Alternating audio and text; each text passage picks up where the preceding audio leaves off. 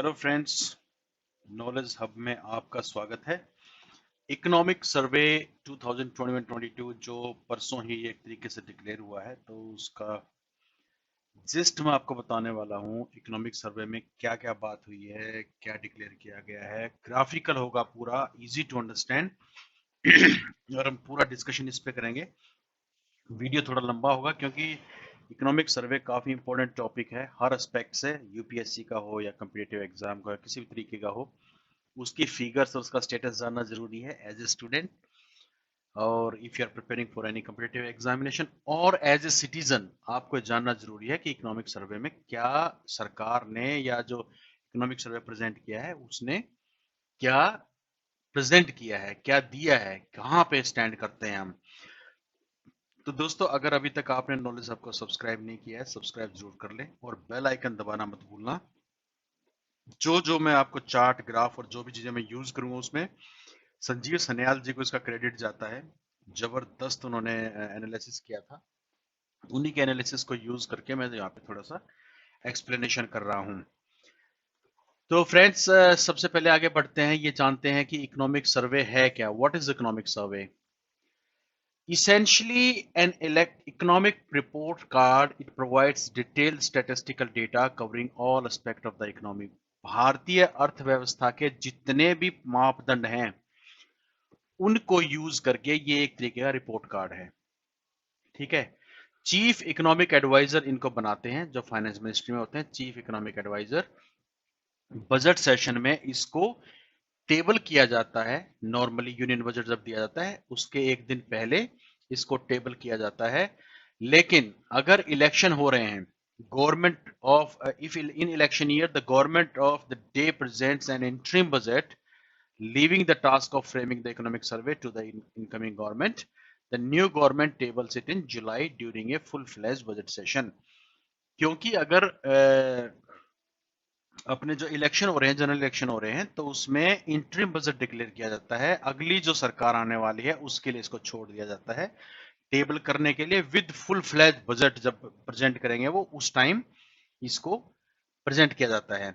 कुछ रिस्ट्रिक्शन है इसमें। It's not binding on the government to table the economic survey. सरकार इसके लिए बाध्य नहीं है कि वो इकोनॉमिक सर्वे को टेबल करे पार्लियामेंट में, लेकिन ये एक प्रैक्टिस है, ये चल रही है। और the government is also not bound to follow its recommendation. जो इकोनॉमिक सर्वे आपको बताता है, government is not bound to follow those recommendation. वो चाहे तो उसको फॉलो करे, चाहे तो ना फॉलो करे, या उसको एक्सेप्ट करे या ना करे। तो दोस्तों, इकोनॉमिक सर्वे डिस्कस करता है outlook and challenge of economic and recommends reforms measures. उसके साथ में, क्योंकि पिछले पिछले साल का जो पूरा डाटा है उसको अंडरस्टैंड करता है, उसको एनालाइज करता है, उसके बेस पे चीजें बताता है। Budget is an estimate of income and expenditure for a given financial year. It focuses solely on money matters including fund allocation of development projects. लेकिन जो इकोनॉमिक सर्वे उसमें और भी चीजें हैं, other parameters are also there. हम एक एक पे आगे बढ़ते हैं। पहली चीज, real GVA growth by sector, gross value added. ये बहुत सारे सेक्टर हैं, जीवी होता है ग्रोस वैल्यू एडेड, और इसमें 19 का डाटा है, 20 का है और 21 का डाटा है, या आप 20, 21, 22 का भी कह सकते हैं। और बाद में रिकवरी ईयर दिखाया गया है। अगर आप देखेंगे, इंडस्ट्रीज ने जबरदस्त रिकवरी ली है 2020-21 में। कोविड ने सारी दुनिया को हिला रखा था, और वहां पर जो इकोनॉमिक ग्रोथ थी, सारी दुनिया की इकोनॉमिक ग्रोथ को हैविली इंपैक्ट किया था। तो लेकिन जीवीए की अगर मैं बात करूं, ग्रोस वैल्यू एडेड की, तो एग्रीकल्चर ने भी 107% की वृद्धि की है एज अगेंस्ट 2019। इसके साथ में इसको कंपेयर किया गया है 2019 के साथ में। और इंडस्ट्री में 104 की रिकवरी की है, माइनिंग 104 है। इस तरीके से इसको डिटेल किया गया है। तो परसेंटेज की अगर बात करें तो 2021-22 में इंडस्ट्री ने 11.8% की रिकवरी दर्ज की है। आपको याद रखनी पड़ेगी फिगर, बहुत जबरदस्त ये फिगर पूछते हैं बहुत बार एग्जाम में। तो तीन चीजों ने बड़ी अच्छी रिकवरी की है। इंडस्ट्री ने 11.8 की है, सर्विसेज ने 8.2 की है, और जीवी एट बेसिक प्राइस 8.6 है। बेसिक प्राइस पे 8.6 है। तो ये चीजें हैं। जबकि पिछले साल अगर आप देखेंगे तो most of the things were in negative because of pandemic. जबकि आपका trade, hotel, transport, communication services related to broadcasting were heavily impacted. बहुत सारे होटल्स ने तो मतलब उनको बहुत जबरदस्त लॉस हुआ, लेकिन जैसे ही कोविड से रिस्ट्रिक्शन थोड़ा सा हटा, दोबारा लोग आने जाने लगे, फिर दोबारा से इसमें ट्रेंड प्रॉफिट का दिखना स्टार्ट हो गया है। Indian economy is estimated to have crossed the pre-pandemic level in 2021-22 with 9.2% growth, ये estimated है।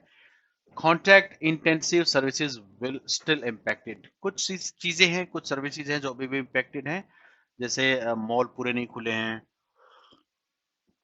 ऑफिसेज पूरे नहीं खुले हैं, स्टिल 50% पे हैं, स्कूल्स पूरे नहीं खुले हैं, तो बहुत सारी चीजें हैं जो अभी भी इम्पैक्ट हैं, लेकिन 2020-21 में 9.2 का एस्टिमेटेड ग्रोथ एक्सपेक्ट किया गया है। ठीक है, आगे बढ़ते हैं दोस्तों। ये थोड़ा सा समरी है, इसके बाद पूरा ग्राफिकल आएगा, थोड़ी समरी है। Growth in 22-23 will be supported by widespread vaccine coverage, gains from supply side reforms and easing of regulations। आपको पता है ईज ऑफ डूइंग बिजनेस में सरकार काफी तेजी से काम कर रही है। जहां पर न्यूजीलैंड में आपको एक स्टार्टअप करने के लिए कंपनी आपको हार्डली एक दिन लगता है उसका लाइसेंस लेने के लिए, भारत में आज भी वो बहुत समय लगता है। सिर्फ एक आपको रेस्टोरेंट खोलने के लिए शायद 18 लाइसेंस की जरूरत होती है अलग अलग डिपार्टमेंट से। तो इस लाइसेंस राज को खत्म करने के लिए सरकार काफी काम कर रही है, और ईज ऑफ डूइंग बिजनेस में हमारा जो स्टेटस है वो भी बढ़ा है। दूसरा, the year ahead is also well poised for a pickup in private sector investment with financial system in good position to provide support to the revival of the economy। Private sector बहुत अच्छा investment करने वाला है। बहुत सारी कंपनियों ने, foreign की कंपनियों ने, इंस्टीट्यूशंस ने ये डिक्लेयर किया है कि वो इंडिया में इन्वेस्टमेंट करने वाले हैं, और इंडियन जो कंपनीज हैं, बड़ी बड़ी कंपनी है, वो भी इन्वेस्टमेंट करने वाली हैं। इसलिए इंडिया की जो जीडीपी है वो प्रोजेक्टेड है 8.0 से 8.5% इन 2022-23। हालांकि 9.2 9.4 आईएमएफ ने 9.2 तक प्रोजेक्ट किया है, तो लेकिन इन्होंने कैलकुलेट करके दिस प्रोजेक्ट, नीचे जो डिस्क्लेमर आप पढ़ सकते हैं, this projection is based on the assumption that there will be no further debilitating pandemic related economic disruption, जो बहुत बड़ी दिक्कत हुई थी पिछले साल। नॉर्मल मॉनसून रहेगा, withdrawal of global liquidation by major central bank will be broadly orderly. ऐसा नहीं है कि आज बैंक ने निकाल लिया, सेंट्रल बैंक ने, और फिर छोड़ दिया, इस तरीके से नहीं होगा। ग्लोबल की बात मैं कर रहा हूं। ऑयल प्राइस 70 से $75 रहेंगे पर बैरल।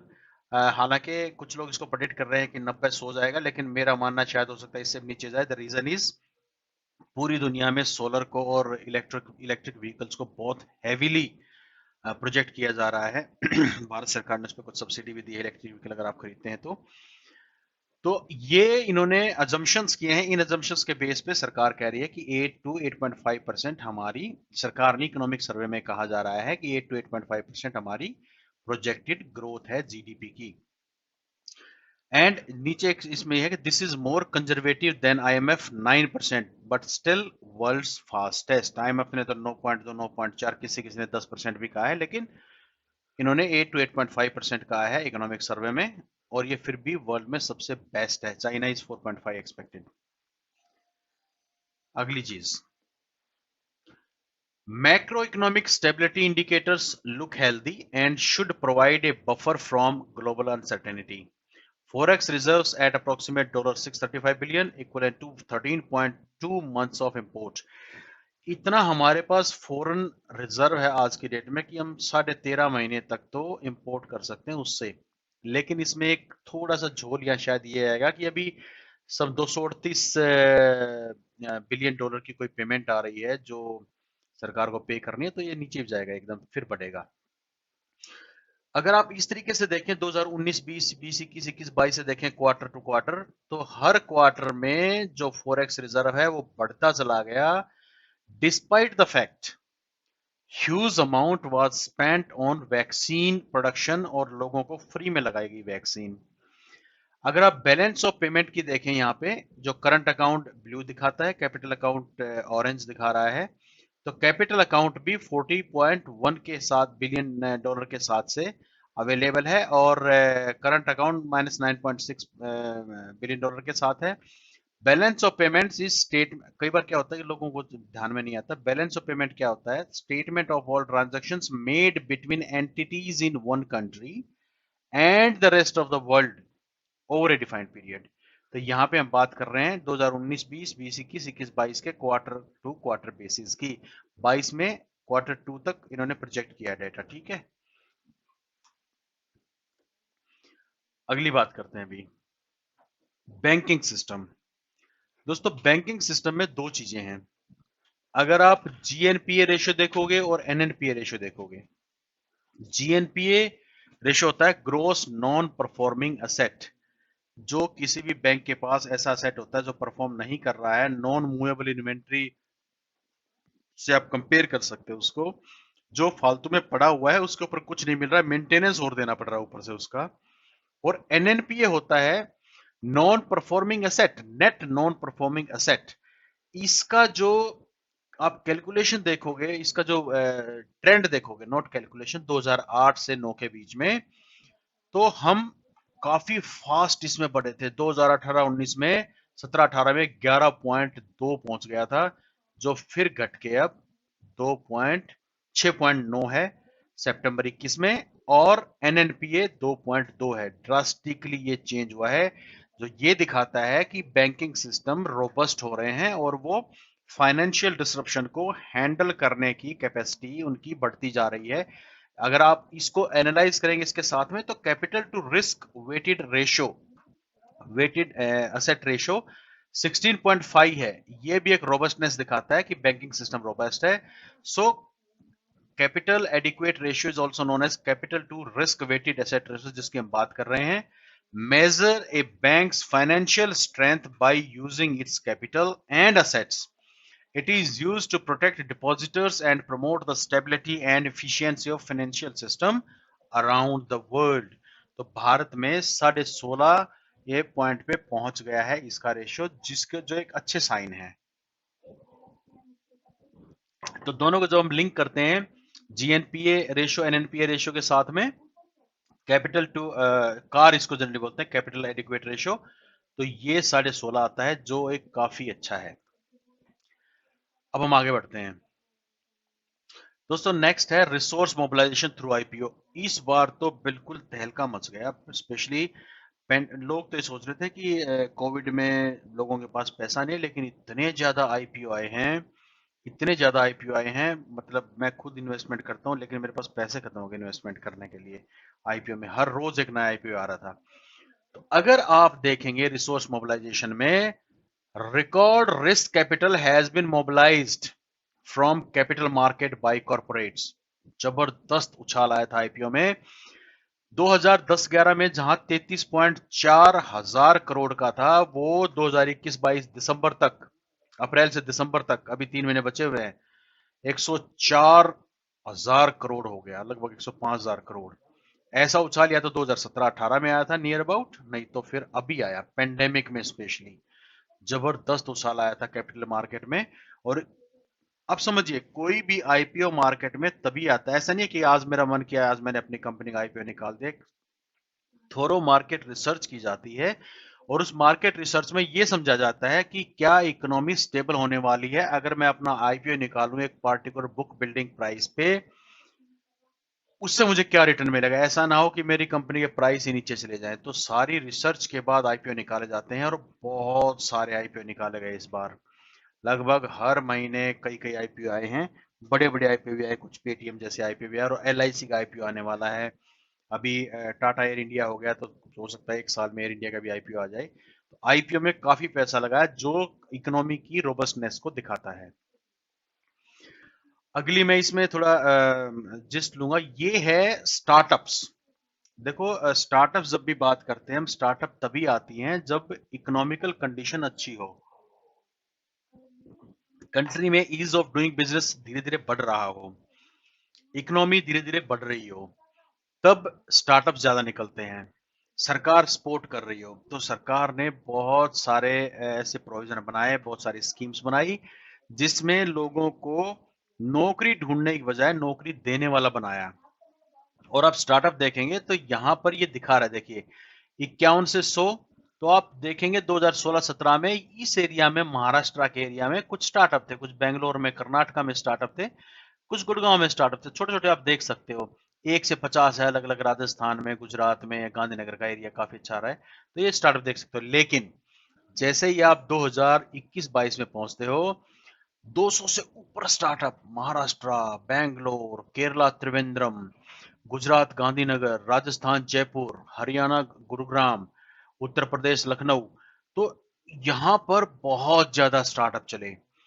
और ये तो मैं 200 से ऊपर ही बात कर रहा हूँ, उससे कम अगर आप 101 से 200 के बीच में बात करें तो you will see many patches, देख सकते हो बहुत सारे पैचेस आपको दिखाई देंगे। अब बात करते हैं क्या उनसे 100 के बीच में, या क्या उनसे 100 छोड़ दीजिए, मैं 1 से 100 के बीच में बात कर रहा हूँ। Almost everywhere in India you will find there is some startup, जबकि 16-17 में खाली पड़ा है सब कुछ, आप देख सकते हो। लेकिन यहाँ पर you will find startup almost everywhere, J&K में, हिमाचल में, उत्तराखंड में, पंजाब में, हरियाणा में, नॉर्थ ईस्ट में, यू विल फाइंड एवरीवेयर। ये एरिया है, यहाँ पे स्टार्टअप क्या करें, क्योंकि जैसलमेर का एरिया, हालांकि इसको भी यहाँ पर सोलर हार्वेस्टिंग के लिए स्टार्ट किया गया है। जैसलमेर बाड़मेर को जबरदस्त हार्वेस्टिंग वहां पे हो रही है, सोलर हार्वेस्टिंग की। और लद्दाख में थोड़ी सी प्रॉब्लम आती है, यहाँ पर अब अगला प्लान है सोलर हार्वेस्टिंग के लिए। तो दोस्तों ये भी दिखाता है इकोनॉमिक की robustness, sharp increase in startup across India in 2021-22। आप मैप देख के ही बात कर सकते हैं। Now let's proceed to another data. Strong growth in tax and non-tax revenue have improved fiscal position despite increased spending in health and infrastructure। सब जानते हैं कि हेल्थ में, स्पेशली वैक्सीन लगाने में और ऑक्सीजन के प्लांट लगाने में काफी पैसा खर्च किया है सरकार ने। वी मस्ट रियली अप्रिशिएट, हालांकि एडिक्वेट नहीं है, उतना एडिक्वेट नहीं जितना होना चाहिए, उसके बाद भी बहुत पैसा खर्च किया है। और टैक्स की अगर आप बात करें, ये 2019 की बात कर रहे हैं, ग्रीन वाला 2020 की बात कर रहा है, और येलो वाला 2021 की बात कर रहा है। यू विल फाइंड कि जो डायरेक्ट टैक्स है, डायरेक्ट टैक्स थोड़े घटे, कॉरपोरेशन टैक्स घटा 20 में, डायरेक्ट टैक्स घटे, कस्टम घटे, एक्साइज ड्यूटी थोड़ी बढ़ी, लेकिन जीएसटी घटा। उसका कारण ये था कि पेंडेमिक के हिसाब से देश गुजर रहा था। अब जो बात कर रहे हैं हम 2021 में, या 2021-22 की जो बात कर रहे हैं इस इकोनॉमिक सर्वे की, येलो बार की, येलो बार लगभग हर बार से ऊपर पहुंच चुकी है। दैट मींस हम 2019 वाली सिचुएशन में फिर आ गए हैं, बल्कि उससे बेहतर आ गए हैं। टैक्स कलेक्शन बहुत अच्छा हुआ है, ग्रोस जीएसटी टू सेंटर आप देख सकते हो, बहुत अच्छा कलेक्शन हुआ है। और this goes to capital expenditure. Capital expenditure जैसे इंफ्रास्ट्रक्चर में, हेल्थ में है, और भी बहुत सारी चीजें हैं। तो यहां पर आप देख सकते हो कैपिटल एक्सपेंडिचर कितना जबरदस्त उछाल लिया है। First lockdown, post first wave and sustained capital spending, तो कैपिटल एक्सपेंडिचर ने काफी अच्छी जंप मारी है धीरे धीरे। हालांकि पेंडेमिक ने बहुत सारे प्रोजेक्ट्स को होल्ड कर दिया था, लेबर काम नहीं कर पा रही थी बिकॉज ऑफ वेरियस रिस्ट्रिक्शंस, लेकिन अभी इसका ग्रोथ अच्छा जा रहा है। अगर पेंडेमिक नहीं होती है तो इकोनॉमी का रिवाइवल बहुत अच्छा जाएगा। फिस्कल परफॉर्मेंस, जिसका डेटा आपको डेफिनेटली याद करना चाहिए। Fiscal performance in improving with good positive result. The reason is, ये हम प्राइमरी डेफिसिट की बात करते हैं या फिस्कल डेफिसिट की बात करते हैं, तो आपका फिस्कल डेफिसिट जो 2020 में 10.8 लाख करोड़ रुपए था, वो घट के 7 लाख करोड़ बच गया। और जो प्राइमरी डेफिसिट 6.9 लाख करोड़ था, वो घट के 2.4 लाख करोड़ बच गया। काफी अच्छी परफॉर्मेंस है, वी मस्ट अप्रिशिएट। अगली जो बात करते हैं वैक्सीनेशन स्टेटस की, क्योंकि इकोनॉमिक सर्वे में बहुत सारे पैरामीटर इस्तेमाल किए जाते हैं, मैंने आपको दिखाए थे बिल्कुल पहली स्लाइड में जब हमने बात की। तो वैक्सीनेशन स्टेटस की अगर हम बात करें, तो ये जो ब्लू लाइन है दिखाती है percentage of adult population with first dose and percentage of adult population with second dose. Over the course of 1 year, India delivered 157 crore doses that covered 91 crore people। 91 crore लोगों को पहली या दोनों डोज लग चुकी हैं। 91 करोड़ को लगी थी पहली कम से कम, और 66 करोड़ को दोनों। तो 157 करोड़ डोज, जिसके ऊपर देश जो दुनिया इतना सवाल उठा रही थी कि भारत की जनसंख्या इतनी ज्यादा है, कैसे डोज लगाएंगे, ऐसे लगाएंगे तो इनको 10 साल लग जाएंगे। हेड्स ऑफ टू गवर्नमेंट, इन्होंने वो भी कर दिखाया। और उसका नतीजा ये है कि इतने केसेस होने के बाद भी, 2.5 लाख केसेस होने के बाद भी लॉकडाउन नहीं है, रिस्ट्रिक्शंस है, लॉकडाउन नहीं है। ये एक अच्छा संदेश है, अच्छा एक इंडिकेटर है कि सरकार काफी फास्ट और अच्छे तरीके से काम कर रही है, well organised. Heads of. Okay, next हम बात करते हैं जल जीवन मिशन। ये बहुत जरूरी है फ्रेंड्स। भारत में आज भी पता नहीं कितने ऐसे गांव हैं जहां पर एक पीने का ढंग का पानी नहीं है।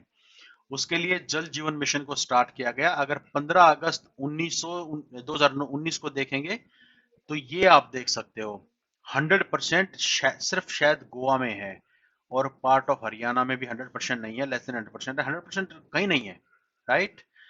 लेकिन जब आप 2022 में देखते हो 2 जनवरी को, Haryana is 100%, almost 100%, this part is also 100%, and Goa was also 100%। कुछ 75 से 100% के बीच में आ गए हैं। ये देखिए, इस यहाँ का जो एरिया है पूरा 75 से 100% के बीच में आ गया है। 51 से 75% भी बहुत सारे आ गए हैं। सिर्फ बहुत सारे पहले एरिया थे, आप देख सकते हो, जो 0 से 10% थे, यानी 0 से 10% हाउस होल्ड्स में टैप वाटर था। लेकिन अब आप देख सकते हो कम से कम 10% वाला तो कोई नहीं है। 11 से 25% के कुछ यूपी का एरिया है, कुछ राजस्थान का एरिया है, और इधर झारखंड उत्तराखंड का एरिया है, झारखंड है, वेस्ट बंगाल है। तो ये हैं जहां पर ठीक से स्कीम इंप्लीमेंट नहीं हुई है। हालांकि कुछ स्टेट्स ने 100% tap water connection house holds में कर दिया है, दैट अंडर जल जीवन मिशन। काफी अच्छी उपलब्धि है। अगला, इसके बीच में मैं बात करूंगा एम्प्लॉयमेंट की भी। एम्प्लॉयमेंट का डेटा इसमें नहीं दिया गया है। हालांकि जितने भी स्टार्टअप हुए हैं, इतने ड्रास्टिकली हुए हैं, उसमें डेफिनेटली 5 7 10 लोग तो काम कर ही रहे होंगे। उन स्टार्टअप के हिसाब से लगाएं तो बहुत ज्यादा एम्प्लॉयमेंट जनरेशन हुआ है। गवर्नमेंट को छोड़ देते हैं। हालांकि मैं एक वीडियो बनाने वाला हूं कि कुछ स्टेट्स के लोग सिर्फ गवर्नमेंट जॉब ही क्यों प्रेफर करते हैं, और कुछ स्टेट्स के लोग, उनको गवर्नमेंट जॉब में इंटरेस्ट नहीं है, ऐसा क्यों। उसका मैं एक डेटा है मेरे पास, वो भी मुझे मिला है कहीं से, वो मैं आपको दिखाऊंगा और आप हैरान रह जाएंगे कि हाँ, यही कारण है कि कुछ स्टेट्स के लोग सिर्फ और सिर्फ गवर्नमेंट जॉब ही प्रेफर करते हैं। ओके, तो सप्लाई साइड बारबेल की तरफ हम बात करते हैं। फ्लेक्सिबिलिटी एंड इनोवेशन और improving resilience. Deregulation of sectors such as space, drone, geospatial mapping, IT, BPO, trade, finance, etc. ये फ्लेक्सिबिलिटी एंड इनोवेशन को दर्शाता है। Process reforms in government procurement and telecommunication sector, privatization and asset monetization, creation of physical infrastructure, resolving legacy issues like retrospective tax, factor market reforms, labor codes। ये काम हुए innovation और flexibility में। और improving resilience में Atmanirbhar Bharat as a response to global supply chain disruption, बहुत बड़ा इसमें काम हुआ है आत्मनिर्भर भारत में। Production linked incentive to increase domestic production, PLI scheme. PLI की वजह से तो एप्पल जैसी कंपनियों ने भी यहाँ पे इन्वेस्टमेंट किया है, और एलन मस्क भी सोच रहे हैं कि टेस्ला भी इन्वेस्टमेंट करें। Supply for domestic manufacturing of a key input like chips and pharma ingredients, and I would add here battery also. इस पे बहुत तेजी से काम चल रहा है। आपको याद होगा कि पेंडेमिक में specially, despite people wanted to buy the car, the vehicles were not available in absence of some chips. उसमें कोई चिप लगती है, वो चिप बन के आती है चाइना से। तो उस चक्कर में, क्योंकि चाइना पे रिस्ट्रिक्शंस लगे हुए थे, तो उस चक्कर में चिप नहीं आई, गाड़ियां बनी नहीं, गाड़ियां डिलीवर नहीं हुई। अब ताइवान से कुछ चिप आ रही है और इंडिया में बननी स्टार्ट हो गई हैं। यही काम इलेक्ट्रिक व्हीकल की जो बैटरीज होती हैं उसके लिए स्टार्ट हो गया है। तो इलेक्ट्रिक व्हीकल की बैटरीज भी इंडिया में बनेंगी, and that is under PLI scheme और आत्मनिर्भर Bharat. Deposit insurance, investment in renewable energy and systematic accommodation of forex reserve. Forex reserve बढ़ रहे हैं, रिन्यूएबल एनर्जी में काफी इन्वेस्टमेंट हो रहा है। मैंने आपको बताया था कि बाड़मेर, जैसलमेर, जो राजस्थान का इलाका है या लद्दाख है, उसमें they are trying to establish solar harvesting systems, जिसका फायदा ये होगा कि जहां पर कुछ पैदावार नहीं होती है, खेती की पैदावार नहीं होती है, वहां पर सोलर लगा के उससे काफी पैसा कमाया जाए, लोगों को सस्ती बिजली उपलब्ध कराई जाए। इस तरीके का काम वहां पर शुरू हो गया है। अगली बात करते हैं नाइट टाइम ल्यूमिनेशन। दोस्तों बिजली बिजली आपको याद होगा कि कुछ ऐसे गांव थे जिसमें आजादी के बाद अभी तक बिजली नहीं पहुंची थी। उन गांव में बिजली पहुंचा दी गई है। ये 2012 का आपको भारत दिखाई दे रहा है। बिजली का नक्शा देख लीजिए आप, कहां कहां आपको दिखाई दे रहा है। और ये 2021 का भारत है। आप देख सकते हैं सैटेलाइट से लिए गए पिक्चर है। Night time luminosity between 2012 and 2021 expansion दिखा रहा है इलेक्ट्रिसिटी का। और ये जो चीजें होती है ना, इलेक्ट्रिसिटी है, रोड है, बाइंग कैपेसिटी है, ये डायरेक्टली प्रोपोर्शनल होती है आपकी इकोनॉमिक ग्रोथ से और बाइंग कैपेसिटी से। अगर लोगों की बाइंग कैपेसिटी बढ़ रही है तो इसका मतलब लोग द कंट्री है डेवलपमेंट की तरफ बढ़ रहा है। Huge huge difference in electricity consumption आप यहाँ देख सकते हो और यहाँ देख सकते हो। अगली बात करते हैं national highway network. Probably one of the best work which has been done by this government, that is highways. National highway है 71,772 किलोमीटर 2011 में, ये आप देख सकते हो, बढ़ के 1,40,152 किलोमीटर हो गए 2021 में। आप रास्ते देख सकते हो, बिल्कुल पूरा भारत भर दिया गया है। यहाँ पे ऊपर भी रास्ते बना दिए गए हैं, इस तरफ भी रास्ते बना दिए गए हैं जो खाली होता था, इस तरफ भी रास्ते बना दिए गए हैं जो खाली होता था। मतलब बाउंड्री लाइन को तो बिल्कुल हिला के रख दिया है रास्ते बना बना के। तो 2011 से 2021 के बीच में, इसलिए there were heavy investment in infrastructure, specially national highways, medical, health. बहुत सारे एम्स बनाए गए एडिशनल, IIM IITs बनाए गए और भी इंफ्रास्ट्रक्चर में काम किया, जैसे इलेक्ट्रिसिटी में काम किया। तो इकोनॉमिक सर्वे कहता है कि जो आपके हाईवेज है उनका एक्सपेंशन 71,772 से बढ़ के 2011 में जो था वो 1,40,152 किलोमीटर हो गया 2021 में। ओके, ऑपरेशनलाइज्ड एयरपोर्ट 2016 में 62 एयरपोर्ट काम करते थे, 130 हो गए 2021 में। 5 साल में उड़ान स्कीम के बाद में 130 एयरपोर्ट आज की डेट में ऑपरेशनल हैं, जहां से फ्लाइट्स टेक ऑफ करती हैं, लैंड करती हैं। 62 से 130, डबल से भी ज्यादा। So this is another factor which was highlighted in economic growth survey, economic survey. और कुछ जियोस्पैटिकल इमेज से मैं दिखाने की कोशिश करता हूं, मिली है मुझे, तो मैं आपको दिखाने की कोशिश करता हूं कि 2005 में ये गुड़गांव का गोल्फ कोर्स रोड है, आप देख सकते हो। इसी एरिया की फोटो ये है। You can see the development yourself. हर जगह आपको रेजिडेंस, कंपनी, कॉर्पोरेट्स आपको दिखाई दे रहे हैं गोल्फ कोर्स रोड में। जो बिल्कुल खाली था वो पूरा भर गया है। और यही हो रहा है आपका टेक पार्क बेंगलोर में। यहां पर देखिए आप, पूरा खाली है, कुछ नहीं है यहाँ पे। पूरा टेक पार्क भर गया है यहाँ पे, पूरा टेक पार्क। इसका एक्सपेंशन हो गया है इस तरफ। ये एरिया मैनेज्ड हो गया है, ये मैनेज्ड हो गया है। तो टेक पार्क आप देख सकते हो, drastically it has come up. अब जो लास्ट है वो है बांद्रा कुर्ला कॉम्प्लेक्स मुंबई। बांद्रा कुर्ला कॉम्प्लेक्स काफी जाना पहचाना कॉम्प्लेक्स है, इसका काफी नाम आता है। आप देख सकते हैं 2001 में यहाँ की सिचुएशन क्या थी और आज की सिचुएशन क्या है। You will find offices, you will find malls, you will find so many things here. तो आप देख सकते हो 2021 में यहाँ पर काफी कंस्ट्रक्शन हुआ है।